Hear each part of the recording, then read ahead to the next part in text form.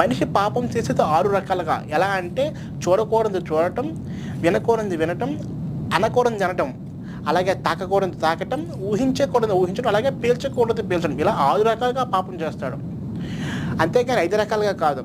So మనిషి 6 రకాలుగా పాపాలు చేస్తే యేసుకి 5 గాయాలు అవ్వడం ఏంటి? అర్థమైంది కదా మీకు పాయింట్?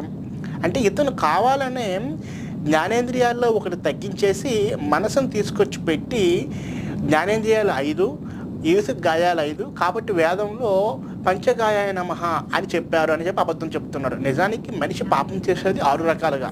ఒకవేళ నిజంగా వేదంలో పంచగాయాయ నమః అని ఉంటే తప్పది, ఎందుకంటే మనిషి 6 రకాలుగా పాపం చేస్తాడు కదా.